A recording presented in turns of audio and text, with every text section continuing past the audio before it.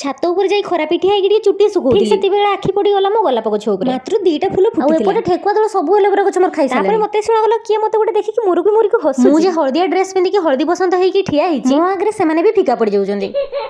ଆଉ ତାପରେ ବାହାରି ଗଲି ଜଣେ ସେଲିବ୍ରିଟିଙ୍କୁ ଆଣିବା ପାଇଁ। ଏବେ ଆସି ଘରେ ପହଞ୍ଚି ସାରିଲେଣି। ଆଉ ଯେହେତୁ ଏତେ ଦିନ ପରେ ଦେଖା ତ ଖାଲି ହାତରେ ଆଉ ଆସିବେନି ନା। ଦେନ୍ କିଛି ସମୟ ବସି ଟିକେ ସିରିୟସ୍ ଡିସ୍କସନ୍ ହେଲା। ତାପରେ ସେ ମତେ ପଚାରିଲେ କାଇଁ ହାର କାନଫୁଲ ନାକଫୁଲ ସବୁ ଖୋଲିକି ଏମିତି କାଇଁ ହେଇଛନ୍ତି। ସେଇଠୁ ମୁଁ କହିଲି ଆରେ ମୁଁ ପରା କାଲି ଯାଇଥିଲି ରେମୁଣାରେ ଜମି ମାପ କରିବା ପାଇଁ। ଦେନ୍ ଟିକେ ପୁଟି ପ୍ରାଇମର ମାରିକି ବାହାରି ପଡିଲେ ଜଗଦାତ୍ରୀ ମେଳା। ଆଉ ବସ୍ ରେ ଯିବା ବେଳେ ଦେଖା ହେଇଗଲା ମୋର ଗୋଟେ ଲଙ୍ଗଟିଆ ୟାର ସହିତ, ମାନେ ମୋ ପିଲା ବେଳର ସାଙ୍ଗ। ତାପରେ ବସ୍ ରୁ ଓହ୍ଲିକି ରଙ୍ଗେଇ ହେଇ ଆମେ ଚାଲିଲୁ ବର୍ତ୍ତମାନ ଷ୍ଟେସନ। ଆଉ ଷ୍ଟେସନ ଯିବା ବାଟରେ ଦେଖା ହେଇଗଲେ ପଇଡ ଭାଇ। ଆଉ ଆମ ମ୍ୟାଡାମ ହଉଛନ୍ତି ଟିକେ ହେଲ୍ଥ କନସିୟସ୍, ତ ପଇଡ ତ ନିହାତି ପିଇବେ ନା। ଆଉ ତାପରେ ଆସି ପହଞ୍ଚି ଗଲୁ ଷ୍ଟେସନ। ବାବା ଲୋ ବାବା ସେଠି ଯେ ରଙ୍ଗ। 40 ମିନିଟ୍ ଡିସ୍କସନ କଲା ପରେ 20 ଟଙ୍କାର ଗୋଟେ ଟିକେଟ କାଟିଲେ। ଲୋକେ କୁହନ୍ତି କାଳେ ମା ଗୁଣେ ଝିଅ, ମୋ ପାଖରେ ମୋ ମାର ଭଲ ଗୁଣ କିଛି ବି ନାହିଁ। ସ୍ତ୍ରୀ ଲୋକ ପିଲା ଧରିକି ଛିଡା ହେଇଥିଲେ ବୋଲି ସେ ନିଜେ ଉଠି ପଡିକି ତାଙ୍କୁ ବସିଲେ। ମତେ ଦେଖୁନାହାନ୍ତି ମେନରଲେସ୍ ଭଳି କେମିତି ବସିକି ରହିଛି। ଆଉ ଫାଇନାଲି ଆସିକି ଭଞ୍ଜପୁରରେ ପହଞ୍ଚି ଗଲେ। ଏଠି କେତେ କଣ ମଜାମସ୍ତି କଲେ ସେଟା ନେକ୍ସଟ ଭିଡିଓରେ ଦେଖିବେ। ଜୟ ମା ଜଗନ୍ନାଥ।